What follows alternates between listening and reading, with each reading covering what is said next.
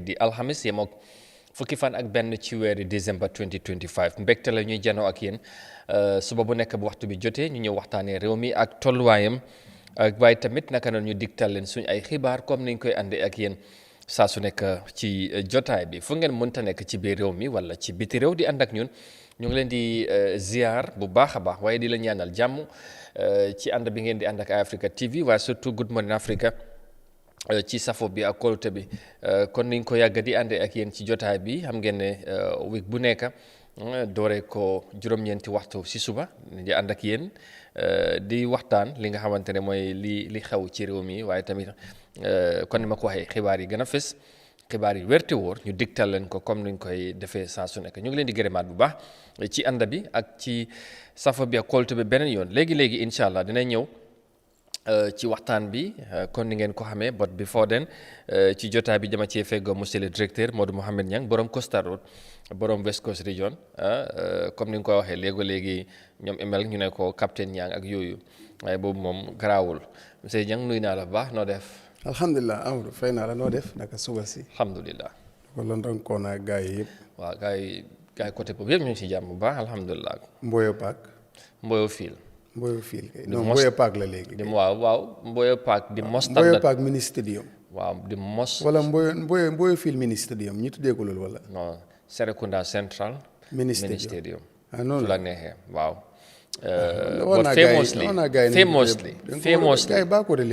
famously known as. ko 75% bi. waaw suufi Bakoteh la. waaye du fili Bakoteh. ci suufi Bakoteh la. waaw waaye nekkut Bakoteh pitch. This is a community football pitch. So it's a Serekunda Central. so léegi Mboyo Fiil bi génne na. non Mboyo Fiil bi moom kenn mënu koo génnee. boobu du neex a even buñ ko tuddee beneen tur parce que maa ngi dégg lu mel noonu and all that but even léegi la maa ngi la wax ne famously known as Mboyo Fiil loolu moom. du neex a ceeñ de. non amul sax neex a ceeñ kenn mënut a sol tur boobu. that's right ok kon baax na noo def yaa ngi si jàmm.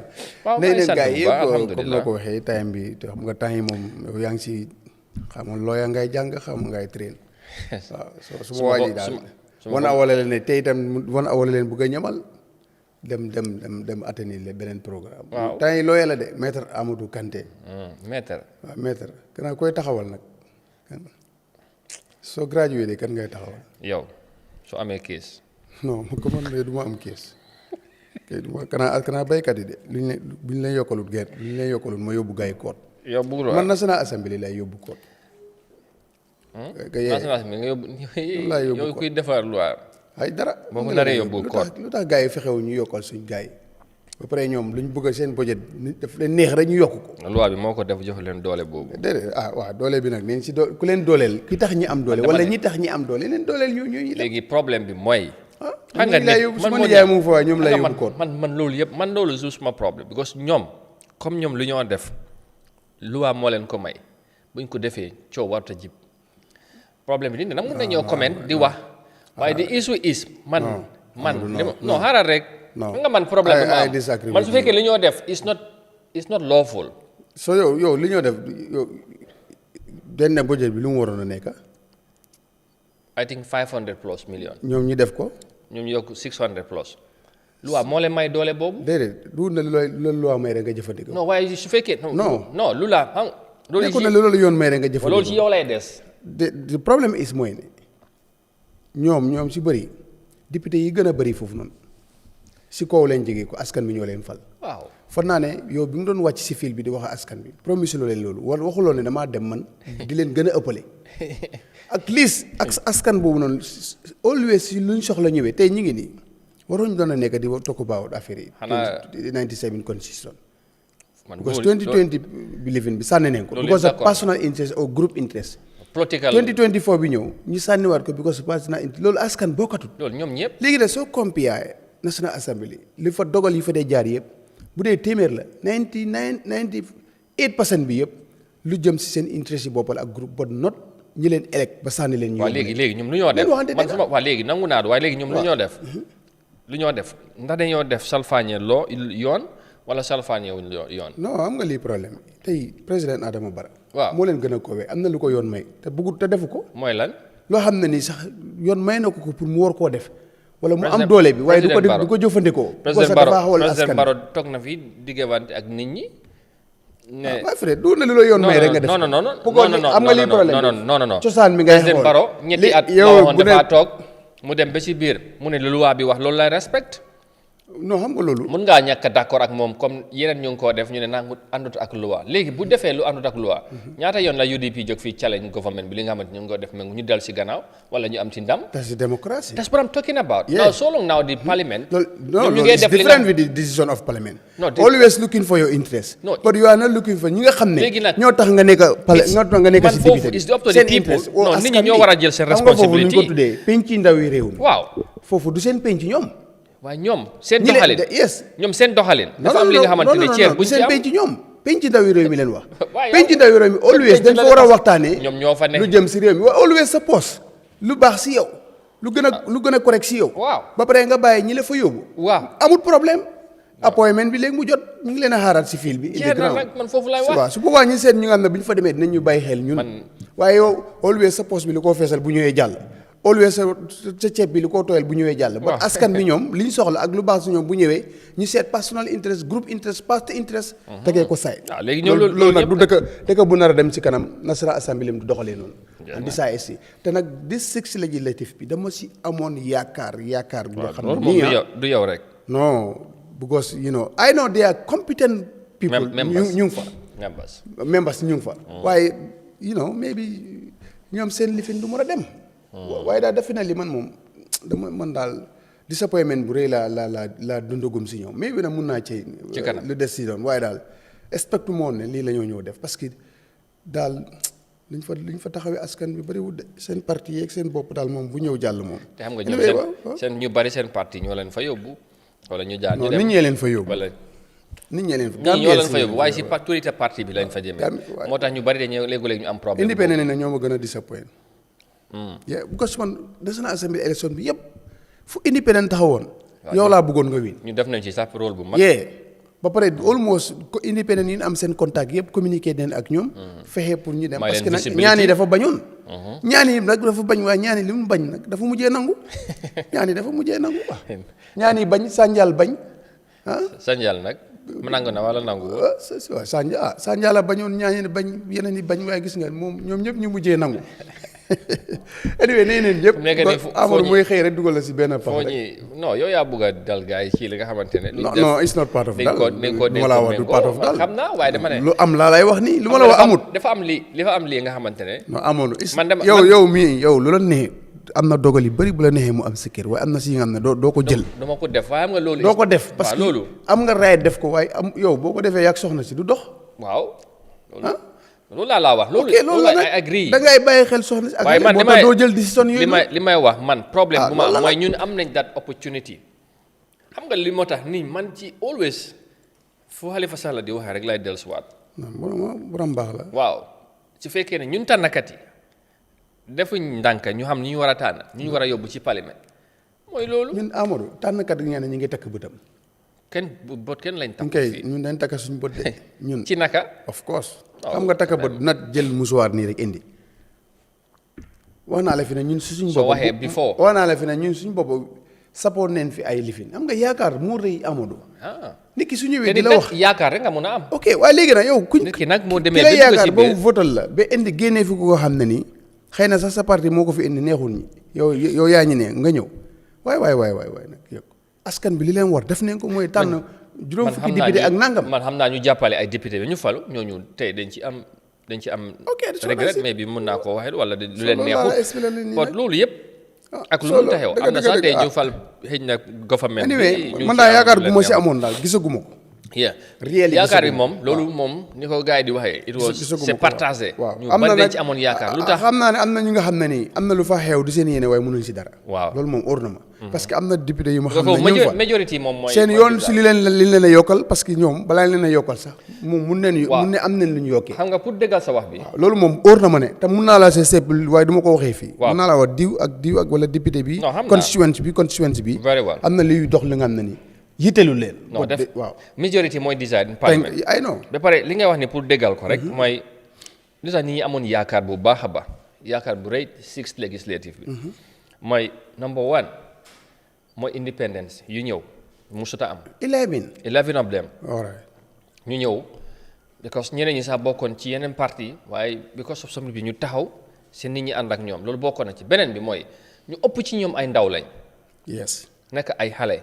def nit ñi amoon ci ñoom yaakaar ne lii ndaw ndaw yi danañu wone li tax ñu jox leen opportunity ñu am taxawaay boobu farak askan bi farak ñi leen fal beneen bi mooy diversity bu ci am NPP dañ bëggoon am overwhelming majority loolu amul UDP amoon nañ that majority in 2017 or 2018 loolu amul NPP am danaka méngoo ak UDP bi leen ëppee bariwul so that balance representation nekk fa tey opposition bi bu ñu jëloon independence bi bu ñu jëloon seen taxawaay bu baax MPP am seen taxawaay UDP am seen taxawaay comme ni dana jafe lu bëri lu moo yombee mu jàlla ci parlement bi fekk yeneen discours yi si amun ba Gambie sax xam ne la ñoo discussé suñu parlement buy jàlla sax yëngu-yëngu dana am defante bu métti dana am waaye nekkul defante personnel yi wala wala bot pour réew mi ak pour askan bi comme ni ñu koy gisee ci yeneen National Assembly li xew ci réew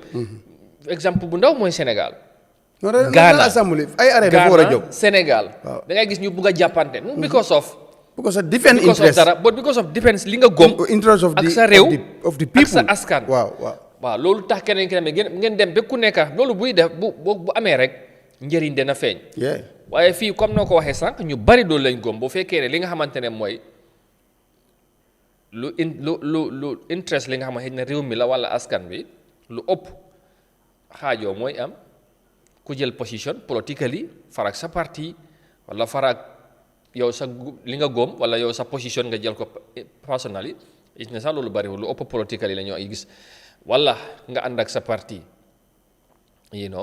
loolu moom moo fi nekk fortunately so moo tax nag ñu bari seen yaakaar xal naa tasan ci benn côté boo waxee ak ñoom depending kan nga waxal ñeneen ñi nag ba léegi fiil nañ ne député yi ñu ngi def seen liggéey comme nu mu waree xam nga man assemblée mun naa la wax ne fu ma leen commencé topp am mooy bu foos fan naa 2017 bi bu ko mooy yi si des du ma daan xam sax gars yi. non xam nga because time jamono boobu. is just amun si yitte. rubber stamp la woon. parlement moo fi amoon jamono because jamono boobu lu APRC government bëggoon doon mooy nekk parlement. ñoom ñoo daan am. benn ñaar ñoo fa nekkoon opposition mooy Amat Bah Halifa Sallah yàggul sax Sidia Jatta moo fa nekk opposition member ak Samba Diallo bu ñaamina dankunku waaye su dul loolu moom. su ko mooyee moom rubber stamp gars yi ñëw rek ñu def léegi moom daan naa ko dégg because sometimes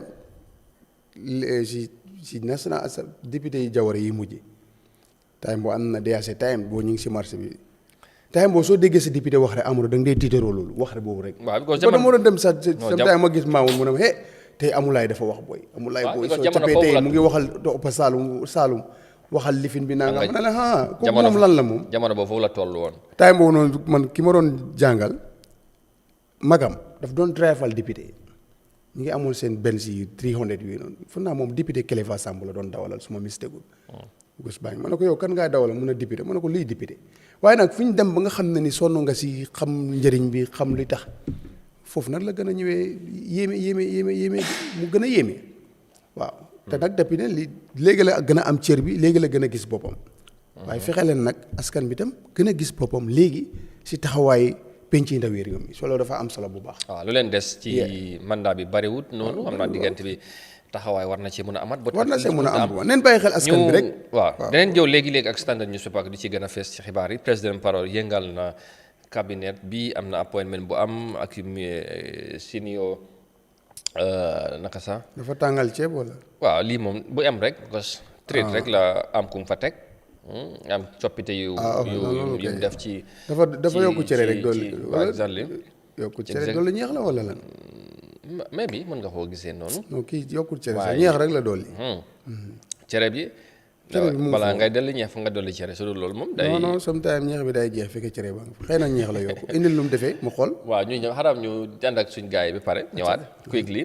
Jah Oil appreciate leen Jah Oil ñu fàttali ñoom ñooy suñu partenaire ci programme bi Jah Oil nekk compagnie doomi réew mi di yëngu ci secteur yu bari wàllu ciment bi wàllu maalo bi ak yeneen ñu ngi leen di jaajëfal baax ci ànd bi ngeen di ànd ak ñun ñu fàttali compagnie doomi réew mi la tey tamit di def lu am solo ci réew mi mbiri ciment yi démba waxtaan nañ ci lu yaatu su ko defee ñu ànd ak ñoom appreciate leen in a bit sooga dellusiwaat léegi xuus ci biir waxtaan bi incha allah.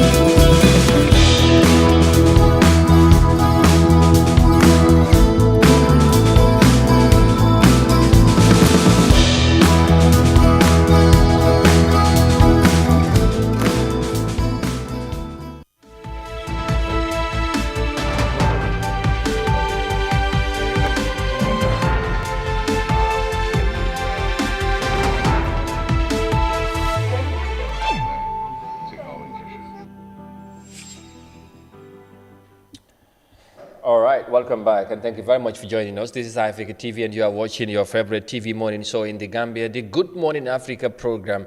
And the program comes away every week from Monday to Friday. And 9 a.m. is the time when we shall be here to instigate or provoke discussion on some of the pertinent issues and latest development happening in the country, the Gambia, the smiling coast of Africa.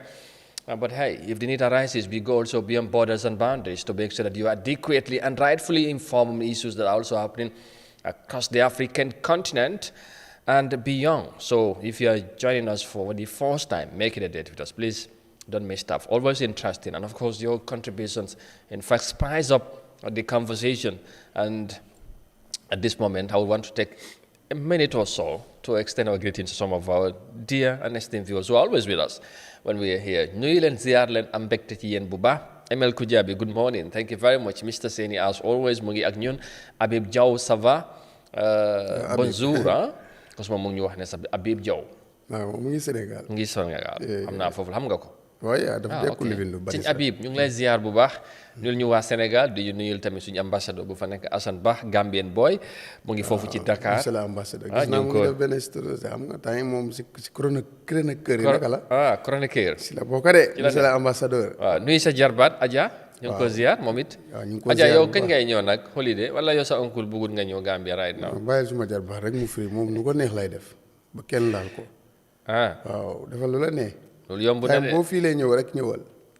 waaw kii bu ñëwee sax li ñoo fay si airport bi du ko fay ko airport bi West Coast la nekk. xaaral man ma proceed. waaw boobu ma bàyyi la ak président Barrow ak yaay. waaw. Mariama Sali Mariama Sali good morning. Good morning to you. Thank you very much. And Mr. Souley Mbaye foofu ci Finland ñu ngi ko nuyu. Di nuyu Alhaji Seka Jammeh gis naa koo dégg nag xaw ma ndax moom tamit ñëw na holiday or not because last year he was here. Okay. So this year I'm not sure but dama ko gëj a gis ci comment section bi moom ak Fatou fii ko. but anoora Alhaji Seka tam ñu nuyuwaale ko boobu itam ak suma jarbaat. waaw jarbaat Alhaji Cissé. tigi waaw nee nañ leen ñoom waa gëj na Alhaji Seka moom gëj nañ ko dégg. ok ba ma nuyu sa Modou Lamine Ndiaye nga moom. waaw suma toom mu ne good morning Amadou and my special captain General Nyang greetings from Cagliari in Italy. Good morning. But wax naa la waaw it's okay. temps yi sax Cagliari dama leen dee support sax temps yi kay bu ñëw play rek. yow xamuloo Cagliari non léegi gis naa leen. keneen ñu ngi waroon a play ak Inter Milan ma support leen. naka la booy bi sax dama fekk mu ngi play bet ma ne ko play Cagliari. booy bi nga wax de. waaw ma ne ko maa la may boobu xam nga man xaw ma nuñ ko dee defee man maa ngi ko dinaa ko jàngi de temps yi kay moom. comme affaire yi doxul dara ñu dem si bet bi rek làmbatu ba xam.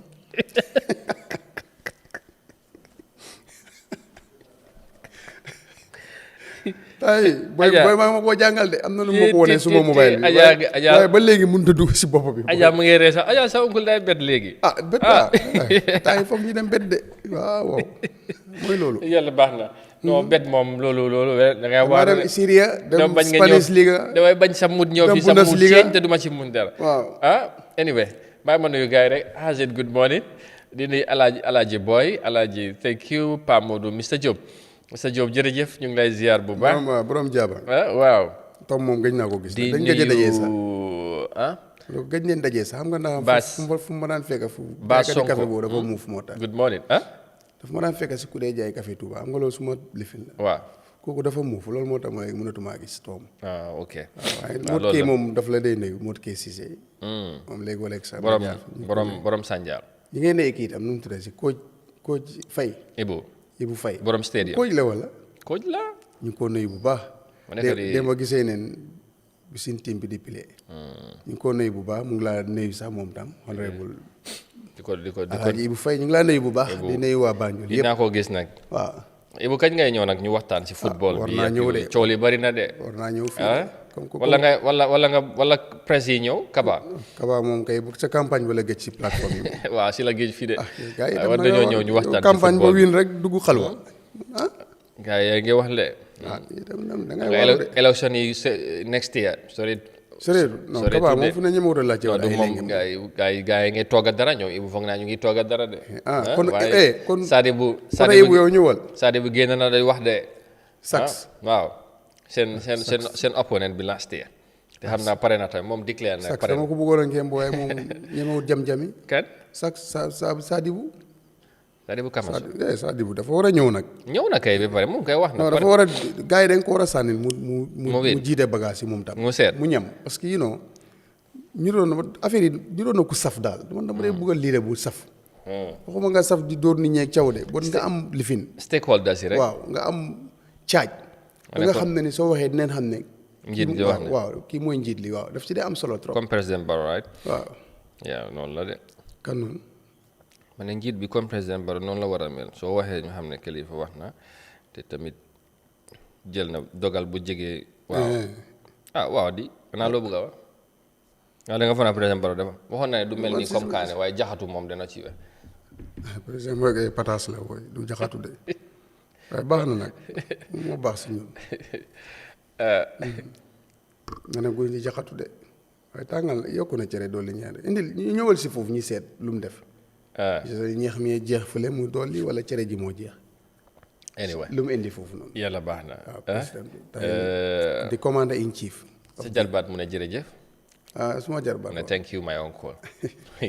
waaye sa oncle mu ngi war a play ji bet. kool ko de nga wax ak moom de bu ma ñëw fii gud mooy muy stress ma ne mu ne ma billaay dama play. team bi moo ma yaaxal. baaru réel ma rey. xam nga booy bu ñuy tax kaliyaal ñoo ma rey. ki nga xam ne booy bi dafa play bet.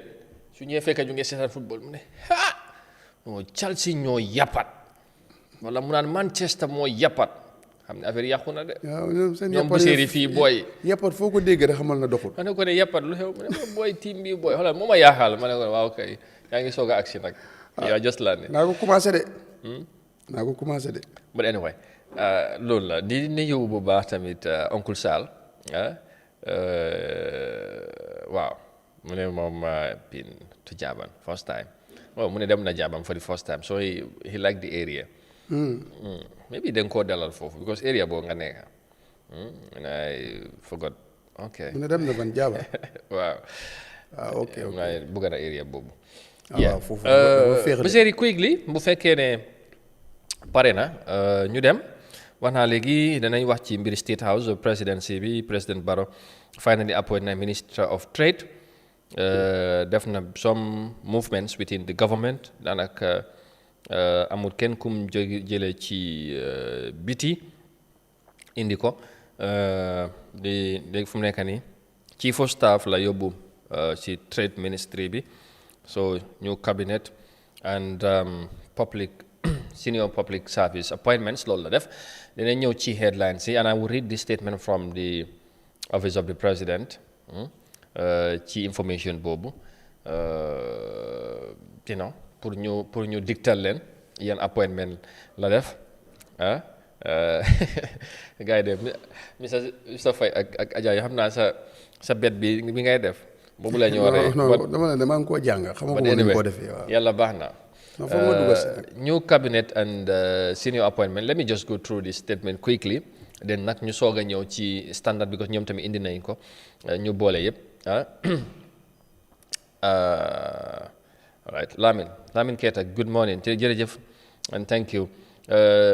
New cabinet and senior public service appointments. And it says the Office of the President informs the public that His Excellency the President, acting under Section 71(1) of the Constitution, has appointed Honorable Modke Sise as Minister for Trade, Regional Integration and Employment, effective 2nd December 2025. Now, prior to his new appointment, Minister Sise was the first holder of the portfolio of Chief of Staff in 2021, and later in 2024, the position of Chief of Staff was elevated to the rank of a minister at the presidency. Honorable Sise has served in various ministries as permanent secretary, including the Ministry of Trade.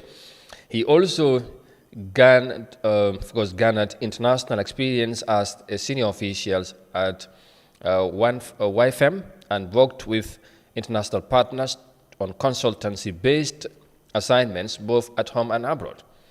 In another development, the Deputy Chief of Staff at the Office of the President, Mr. Aliu Lum, has been promoted to Chief of Staff at the Office of the President.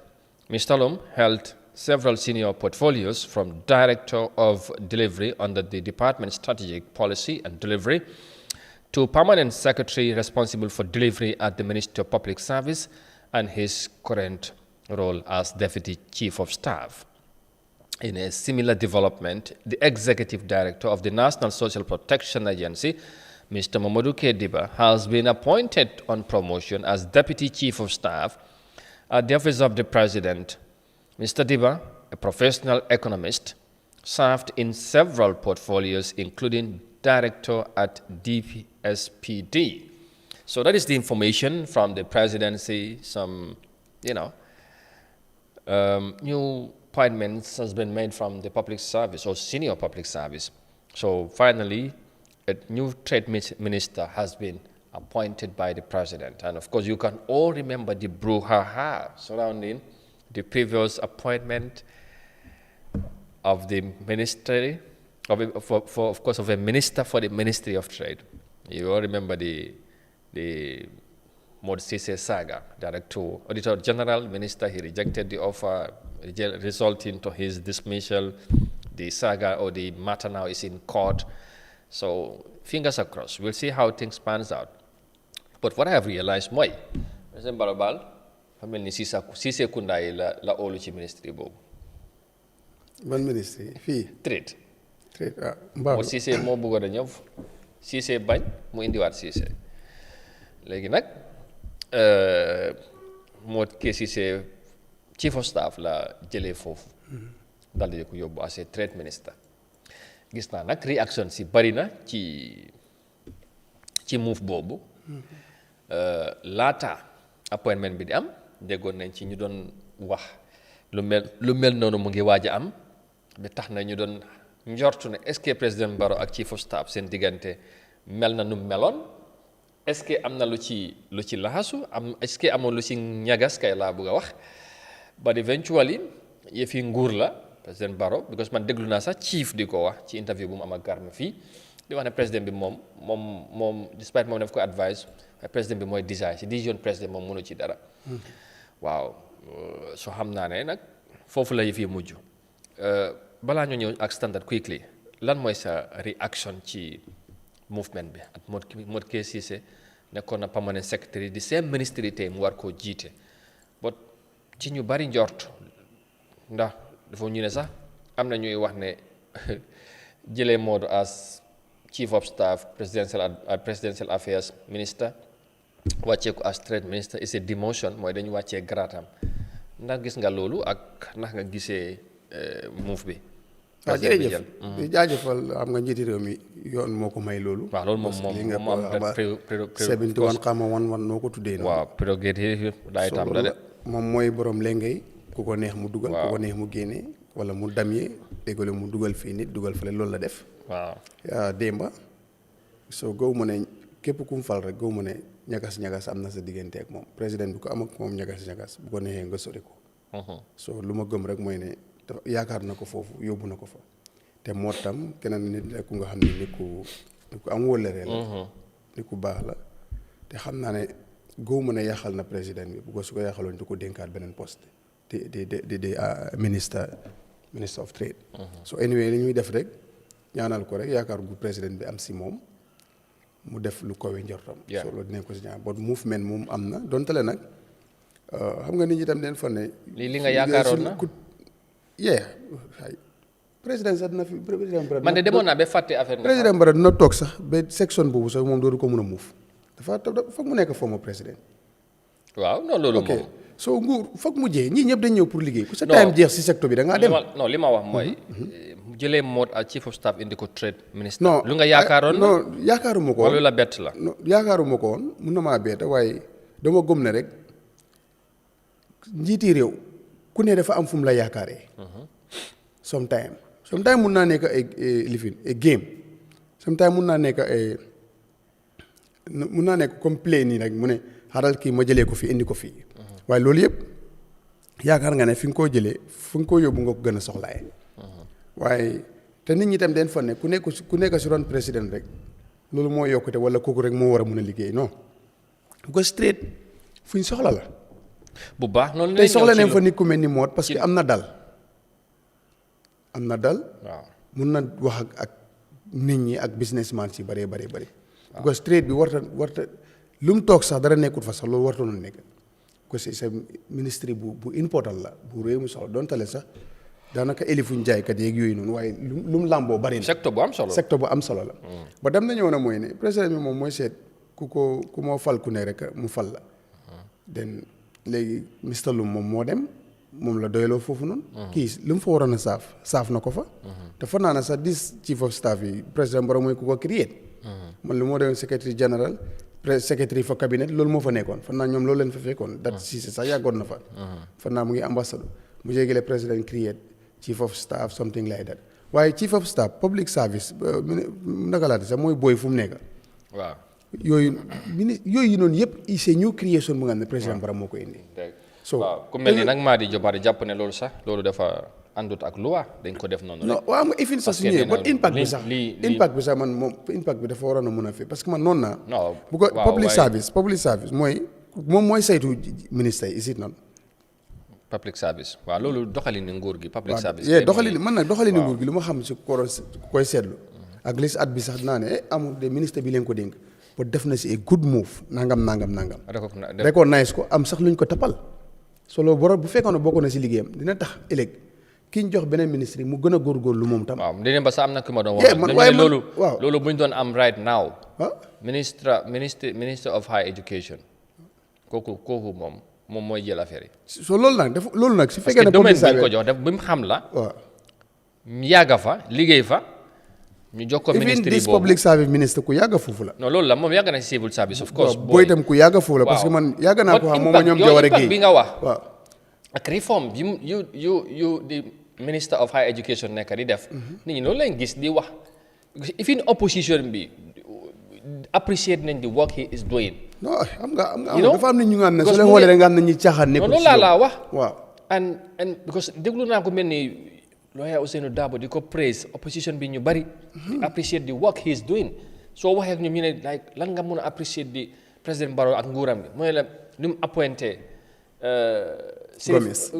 Gomez at the Minister of Higher Education.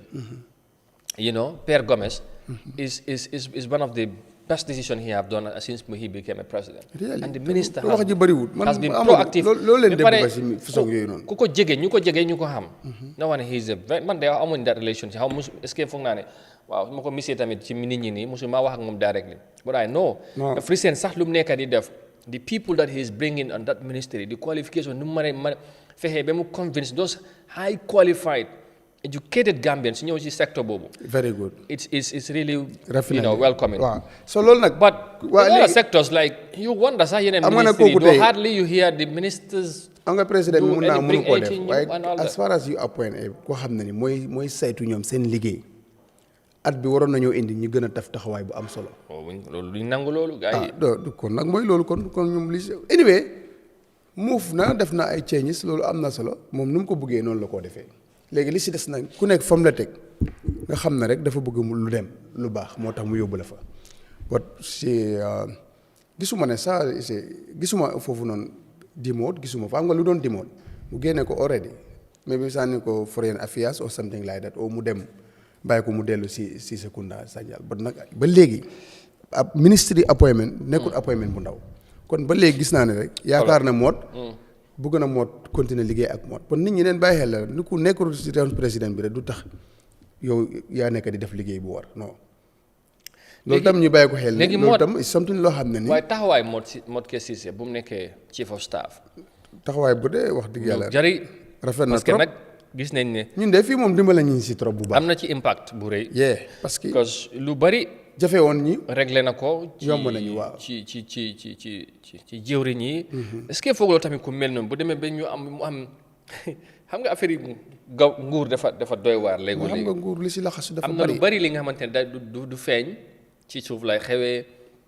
ma xamal la benn affaire balaa nga daaneel moot ak loo muntaay bu mu nekkee chief of staff gis nañ surtout nag ci côté information surtout kilifay génn di wax ak nit ñi daf si play a very good role daf ci play very important role parce que moom dafa feel ne moom ci boppam man de saa yoo ko call laa wax ne waaw of course man media bi moom ma ñëw du suma problème daf laa wax li nga xamante ne ifin su ñëw da nga xam ne waa definitely lu mu la wax moo tax lii man bi ma mujjee wax ak ñoom moom ci mbiri dafa am lu xewoon about lan la woon président Barrow war a wax foog naa ne am na lu xewoon de ma kool ko mu ne ma mënoon naa ñëw ma wax de but comme kilifa bi mu ngi war a wax ci ngoon te dafa war a wax sax waxay wax tamit ci local language nañ ko déglu ba pare su paree su ma soxlawaatee sax mun naa ñëwaat te loolu ma ne ko ne definitely war na jiitu kilifa waaw mu ne because dama bëggoon mu ne ma loolu ma man mënoon naa ñëw ñu wax ci but comme président bi mu ngi war a génn xam nga leen rek soo nañ ko déglu yu mel noonu ak ñeneen ak te si media bi yu bari mun nañ ko seetlu loolu moom dëgg la am comme na ko waxee président bi moo am di prerogative right ki ku ko neex mu jox la place ku ko neex mu génnee la xëy na feel na ne at this moment material time kii moo ko foolu kii la fa yaakaar Cissé moo ko doy ci wàllu trade pour mu yóbbu léegi nag mu ngi ñëw si secteur bi nga xamante ne secteur bu complexe la of course secteur bu bari issues te am naa xam na ko Diouf na ko ndey rek Diouf moom yàgg na fa waaw Diouf moom yàgg na fa waaw Diouf yàgg na fa waaw moom tamit sax tey bu mu demee defense ba léegi xal naa noppi nag xaw ma ndax secteur bi moo laaj loolu xaw ma because moom defense àggut àndut a wax seen mbir yëpp si suuf la Ministry of Defense you are dealing with my people soldiers non waaye. non boobu àndut ak wax. non waaye léegi man de gis naa ko war a génn wax de bu Saudi ñëwee noonu Saudi Arabia seen général bi bu mu fi ñëwoon. waaw mu ngi fa woon. after dafa nekk mu ànd ak sa tooma bu mu fa nekkee def doon fees lu bëri de. ndax xam nga tooma soldier la. waaw léegi. non soo mel ni soo ñiitut pour mu laaj si secteur bi dara. man bu doon naa ko kool. waaw Diouf nag moom fu ne nii dafay laajte ñu waxal ko. de laajte la. of course. waaw dañ ko comme yeneen ministres yi yoo xam nga ne tooma retired brigadier général la.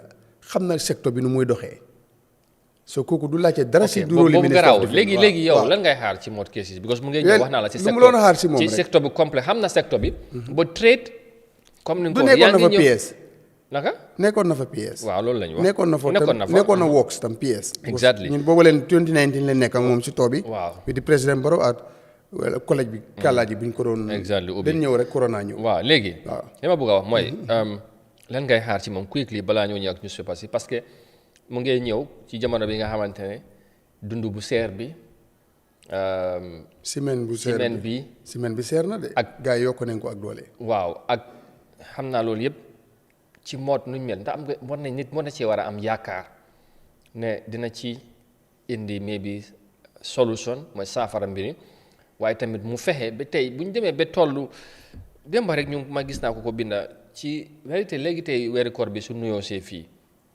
businessman yi profito ci affaire yi ci kaw nit ñi year in year out loolu nguur war na cee def dara est-ce que foog nga ne moom ci taxawaayam war nañ ci am expectation mu bu ko réglé wut tamit mu am lu mu ci def waaw loolu am na because moom façon nit kum doon war na see mun a indi coppite gu rëy parce que wax naa lu important si nit dafa baax mooy tey ak dal dañ ne si ndox leen ko séentu tey waaye si nit la gën a baax ci nit la gën a baax de yes te loolu yëpp mu ngi si moom te nekkut nit ku am mbuba bu diis di jut ba soo ko mënee waxal di nga ko war a dina la déglu pour nga waxal ko di jut tam gis nga tey amul du am benn complexe su génnee because fa lañ ko woon chief of staff mu sax ay mbagg.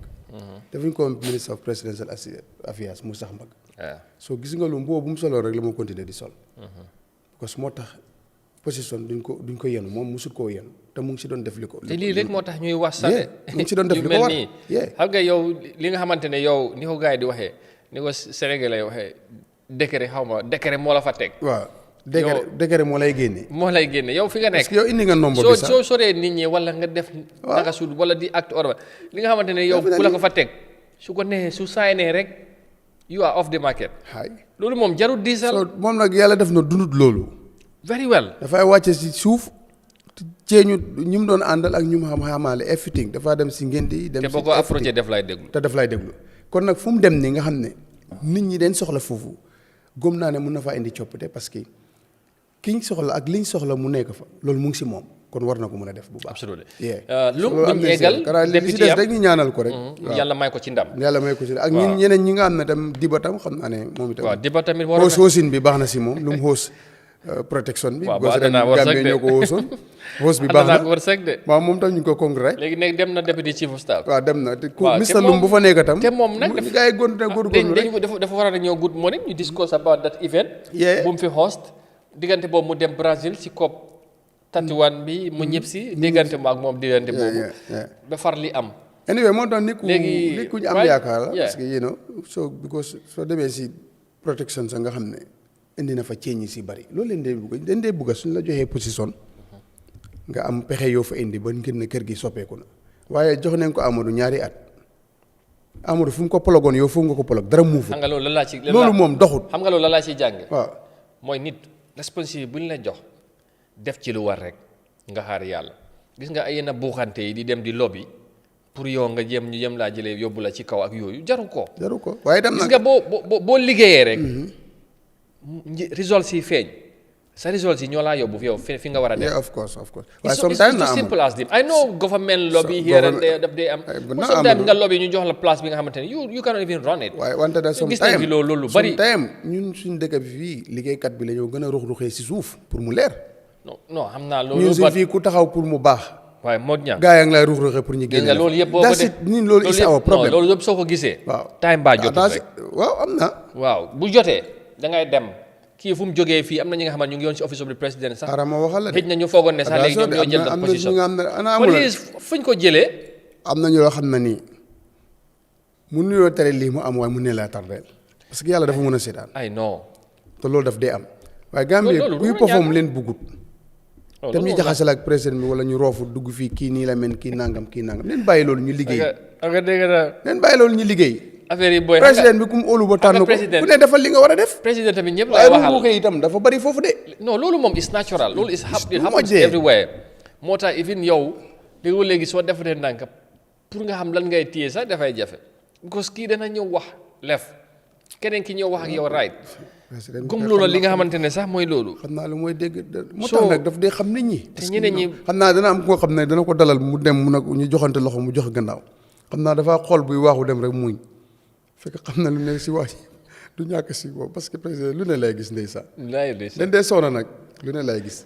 no because ñeneen ñi they are just there lu ne lay gis lu ne lay dégg to impress the president. pour ñu safeguard their position. you know and you can visibly see that. waaye yow man dama dee wax ne nit li ngay def boo ko mënee doo ragal doo tiit. non loolu moom ku loolu yëpp yàlla la sax. non li ngay mun li ngay def boo ko mënee. nga xam la appoint nekk si li nga nekk rek da ngay xam ne booy. am na ñi nga xamante ne they are in this government they are just there to serve the nation and their people. If the president decided to move them they are okay with it they go and move their life because they are competent enough to move on. boo ci ñi nga xamante yow amuloo dara booy lang xam nga ne buñ la fa génnee rek daanaka mooy loolu. ñoom ñoo fa nekk di def ay service suñu gisee président Barrow ñu fa ne woon ñoom ñooy waaja bu président bi joxe gannaaw ñu nekk si ñu nekk loolu nag bari na si système bi. léegi daal so unfortunate moo ñun li ñu ko wax rek mooy ne ñëw na si secteur bu important. waaw ak bu complexe. boo xam ne mbir yi dafa bari waaye na teg xool fu muy teg tànkam. déglu askan bi déglu nit ñi lépp lu nga xam ne daf si war a génn yëgoo si ak askan bi xam li si nguur gi fexe li fi ministre bi plan askan bi teel koo yëg muy teel a annonce. man waaw so loolu suñ ko defee rek. na fexe waaw mu fexe bu ko mun naa jógee waat foofu dem feneen te loolu war na loolu moom mun naa nekk waaye so loolu nag doo ko def te dégloowuloo ba pare itam ngay sot waaw ñëwaam bi na ko nit ñi yëg waaw ñëw bi daal dañ xaar neen xam ne daal mu ñëw na ministre bi soppeeku na te loolu bu ko defee rek am na lu bees waaw definitely te na yëg bi déglu mooy ñëpp foog mu déglu ñëpp ba pare jox cër ñëpp non loolu moom xam nga moom loolu moom te loolu moom mu ngi si moom waaw loolu yàgg na si moom even sa ci biir fiil bi ngénte yi bu demee ak daayira yi sa su amee ku ko si wax rek na ko déglu mu nóot ko bu demee mu jëfandikoo ko parce que nag moom dafaa dem si yooyu noonu yëpp so ñu ngi koo ñaanal daal am nga rek so mu yeggali ak jaama ba pare itam lu tax président bi yaakaar ko def ko fa mu am successful parce que su amee successful loolu mooy yokkute réew mi waaw moo mbir mi daal every ministre loolu nga war a waaye nag toog du sottal mbir yi nag pour yeneen ministre yi tam ñu xam la njëg yi daal njëg yi na fexe su fekkee ne mënut a wàññee fu mu nekk nii ñu fexe affaire yi mu stable waaw na nit ñi daal yëg pexe yi si am daal na ko si indi rek waaw te xam naa ne moom comme xam na secteur bi te xam naa ne am na kolloore ak ñu bari ci ñoom bu ñëwee dina mën a régler yenn yi incha allah di nuyu Alaaji Cissé Ngari di ko jaajëfal bu baax Modou Lamine mu ne don't forget that we didn't forget Modou Cissé once worked at the Ministry of Trade here Barrow knows that Modou Mott is the only one who can solve the problem in the trades. In the trade, in the trade ministry. am nañ si yaakaar bu baax a baax. bu baax a baax. bu seeri quickly time man moom xam nga time bi daanaka loolu. 10 o'clock jot na sax léegi tey ñu tàggatoo waaye ñoo dem ak standard newspaper quickly bu seeri waaw headlines yaa ngi noonu very interesting headlines tey moom mile 2 standard boobu lañ teg ci digg bi. waaw but before then. ñu start ci kaw government to sell 80% shares at Gamcel for $6 billion boobu mbiri Gamcel la sa gars yi ñoom peer kon dégg naa ñoom tamit taay moom noppi nañ foog naa am naa seen affaire yi baax na nga gay ba bom te mu ne pompe million keroog moom tase naa moom waxuma dara xam naa ne ñoo bëgg million de tam ñu ne si les ministres bi pompe ay millions ñii xam naa ne pompe million rek leen bëgg soldier arrested for negligent discharge of weapon. Càggante. mooy negligent. Government says Pura directed to remove floor price on mobile data. Njogu mool be la mooy kanne de ñu ngi déglu de mais da nga xam bii de séeréer yi naka lañ ko waxe moon ña waxaloon ci joola ñu ngi xaar ombe kobe ombe la kob mooy ñu ngi xaar di breaking news yes Njogu nje ombo kobe de Gambie ne ombo kobe amu defaraat yoo kay yow daal yaa foo ji moom riyee ree nga leen tey naa sa waay lañ waaye tey yow moom def kii moom lay jàngal de kii nu mu tuddati sa député honorable sa jawaar ami kori moom lay jàngal joola ñi jam ku joolaa de loolu ma nga xam naa loolu moo tax ma laajte la di aw la ko baabaa rek léegi comme government wax ne purée nañ remove nañ génnee loolu léegi ñu ngi xaar dinaa ñëwaat ci loolu mile 2 prisons sold to GPA. That is the big headline today on the Standard News. The whole new Koyat and the minister there. So GPA ñoom ñoo jënda mile 2. Suuf bi. Ni ko bëgg de pot. Tey mo la mi sa reena la sa jola bi moom. Modou Cissé comme ni ko waxee léegi appointed Minister of Trade. Gambia to host Dawda Jawara Rights Competition. Right gis naa foofu Human Rights Commission chairman bi Emmanuel Diouf xam naa ñoom ñooy responsible loolu anyway so loolu moo nekk headline si tey wax naa léegi maybe deep in the story so GPA nga government yàgg na ñoo wax ne mile 2 bi danañ ko jëlee fu ñu nekk ñu gën ko sampa beneen bon GPA jënda ko xam naa ne the headline is very attractive and ku déggali na wax ne waaw jënda bi xam naa lépp details yi ñu ngi ci biir story bi ku ko bëgg a xam naka la ak lan lañ ci wax you read you understand the details but even mun ñam bu ñu xoolee mile 2 fu mu nekk ak nu mu nekkee yàggaay bi lii depuis time yi tubaab yi ba léegi moom moo fi nekk but even bu ko GPA jënd and so what how soon lañ koy jël ak beneen because gisaguñ benn plan bu góor gi teg wax nañ ko nii rek ministre bi moom wax na ko sax government is planning to modernize or to build a modern mile to prison or whatever but gisaguñ sax loolu mu fuñ koo defee waaw joxañaguñ benn kañ lay tàmbali naka lay demee demee so buñ waxee GPA dafa jënda mile 2 waaw mun nañ koo jënda on paper ñu jënda ko fay defu bot léegi su boobaa mile 2 dañoo fay luwaas déedéet GPA bokk ak government mile 2 fay bu ko GPA dañ ko jënda mais bi pour suñ relocaté mile 2 because sax loolu lañ mujjee ñoom léegi jënd bi fii lu muy jëriñu GPA boo xam ne yaa ngi am mooy saa yu ñu move ñii ñu def fa lan ñu def fa leneen mën nañ faa def anything kanaa du fi ay ko fi ñoo paak seen conteneur ak ay office ak nangam non but ku already am Sanyang li ñu fa wax yëpp non but waxuñu la but it's a development mën nañ faa def lu ne like what state lu ñu ko bëgg a real estate def fa ay kër ak yooyu noonu I cannot tell it could be mën nañ kaa def real estate nit ñi yow boo dañ fa jënd kër ya bu ma fa ba mu toll foofu rek bu dee loolu moo am da nga jënd foofu kër lan mile 2 20 by 20 da ngaa dëkk ak man foofu non kon jeex xalaatuma loolu sax dooguma fa de soxla ma foofu GP bi ay wàcc continuer rek neen léegi port bi Sanyang Uncle Sall mu ne good questions li nga wax laajte noonu wax na waaw léegi li problème mooy ne bu fekkee ne fu ñoo paak seen conteneur la wala lu ñoo def seen office yooyu kanaa kon Sanyang moom si ban période la war a pare Sanyang wax nañ nit ñi yëpp parce que Sanyang dama xam ne Sanyang li ñu fi wax loolu su amee Sanyang daanaka loolu moom dafa nekk one of the best sport in West Africa soo amee land jamono bi fu mu toll mun ngaa def fa any suitable development bi nga xamante ne because land bi government moo ko moom wax naa ne léegi dala GPA government moo ndax naa kon dañoo fay luwaas waaw léegi lu fekkee ne government moo ko moom GPA mun nañ koo jënda from government ba pare ñoom modernize ko def fa li nga xamante ne dañ leen indil income ñoom xam nga de dañ dee def contribution to government dañ dee pay dividend each year so loolu na leen mën a may moo income ñu mën a contribute to the government. man daal xam nga la fan la ma lii doon neexee amoon. léegi nag lan lañ faa def ak naka lay demee man xaw ma lii fu mu neexee fekk gars yi tabax nañ standard prison. waaw léegi méngoo ak jamono. waaw loolu ba gars yi muuf ñu ne jaay nañ ko waaye yoo xam ne ni yow pàkk bi nga koy def sax nga ne amaguloo ko.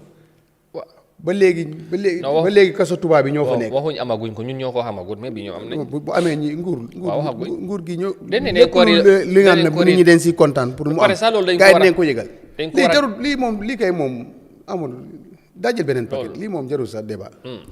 lii sens bi gisuma si benn sens. anyway waaw acca. bala ñu jeexale ak quickly. mbiri Pura government says Pura directed to remove flood price on mobile data finally nguur gi àdduna fa mel ni ko standard waxee ne nguur gi jox nañ dogal wala directive ne Pura nañ dal di génne luñ price flow buñ def ci mbiri data bi mooy internet bi. gars yi parce que loolu moom moo indi jafe-jafe léegi nag suñu leen bàyyee mais bi ñu dellusiwaat compétition bi neexaat. mais bi nag ku nekk dellu woon wanteer yi mooy ñëwaat. Badia bi ñëw. waaw mais bi yooyu noonu yëpp ñëw. ay xam naa ne yow moom loolu moo la gënal te. moo ñu gënal man temps yi ay 1 gig rek laa dee monté. su ma ñëwee fii internet moom Gambia dafa seer. dafa seer 1 gig 65. loolu dafa soo foog nga ne Njogu dana ak gaayam mi danañ déglu. Njogu loolu moo ko fa teg di. danañ implement defal nga def. but lii bu fekkee ne waxu ne government will dañu si government directed mooy am na ba pare waaye léegi loolu ceeñut. soo kañ leen direct tey la wala démb la. bu dee démb la sax. Njogu de repos sax ñu ne ko ne direct defal li nga defu ko kon ñun ñoo ko xam nga gars yi yóbbu nañ ay kayit waaye gi yoon dañ ko faa fekk na ko génnal waaw. anyway soo doon foog nga ne dina am. am nañ si yaakaar parce que. wala war naa am de. war naa am parce que loolu war a am. parce que moom moo xëyoon rek def lu ko ne. alright xam naa danaa ci wax ak Flex. folagut ko woon fenn dafa xëyoon rek def lu ko ne léegi Flex mu nga xam ne indi woon na fi commission bu ñu sampoon seen investigation yëpp ba pare ba ne lu neex dina ñëw si askan bi léegi nag loolu dafa war a ñëw nag léegi nañ nag neen bàyyi affaire nu mu demoo ku neex ku mu neex liberal market loo si demee di condition nit ñi neen bàyyi gars yi wanteer daf lu leen neex call free 12 guddi connection soo amee $100 am 50 gig ñoom ñoo xam ñoo ko ne seet ni ñu koo jaayee. ñii yàgg nañ lekk xaalis si nit ñi foog ñu wanteer nit ñi dem gis seen boppa si bagage yi gom naa ne daal su fekkee ne government bi lu mu wax daf si serious Njogu loolu la war a def fekkee ne kay nguur mooy nguur moom bu ne defal lii joxe na ndigal na defal lii loolu moo war a am Njogu du fa ne sax di jéem a di yéexal bagage yi waaw all right. comme moom duggoon na si lu nga xam ne ni bu mu see dugg ay kilifaam yëguñ ko ay kilifaam na léegi gëstu neen ba ne ko del génneel li nga defoon génneel léegi moo si jaadu defu ko nag askan bi moom itam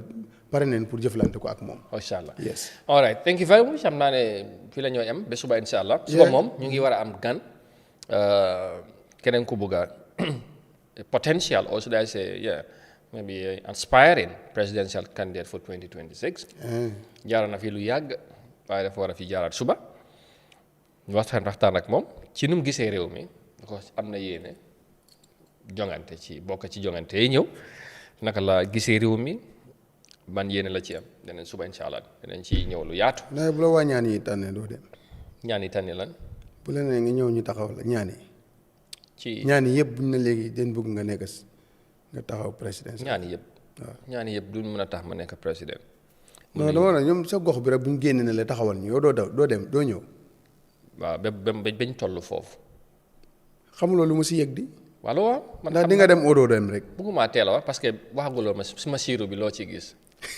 non yow siiru amaguloo ko parce que nekkaguloo si kaw bay am siiru yaa moom bëgg nga ma dugal feneen waaye foofu du sotti de siiru Jammeh bu demoon bu ma gisoon dem boobu nga bëgg ma indi bu kan bu Diomaye Faye wala boobu kay nañ xaar ba gis nga Mballo dem na waxoon naa la Mballo day dem xam nga man tuuri siiru 2026 lay xaar boo demee Banjul waxoon naa la Mballo dina dem first question bu sànnee boobu moom rek ma wax la lu fa ne nag am teleen yu bu ñoo sànni bu ñëwee fi bu neexee yàlla yàlla nañ ko fekkee ak jàmm yàlla nañ ko fekkee rek waaye bu ñoo sànni su ma ñëwee moon ña ngi in State House waaw at bital leen ko the first question mooy ban siiru la gis siiru bu toog wala buy dem jërë ngeen yëpp best back jàmm thank you very much we'll be back tomorrow God willing inshallah ñu ngi leen di jox rendez-vous and I know you can't stop laughing too because with my ñang is always a problem jërë ngeen jëf we'll be back tomorrow di nuyu bu baax gis naa suma brother Che Ami Dabo tamit ñu ngi ko nuyu di nuyu Famara Koli thank you very much UDP tamit ñu ngi dem nationwide tour starting I think today we will talk to them maybe tomorrow or next week and more details about the tour and all that. Jërë ngeen jëfati. Have a lovely day and see you guys tomorrow. Thank you so very much. Bye-bye.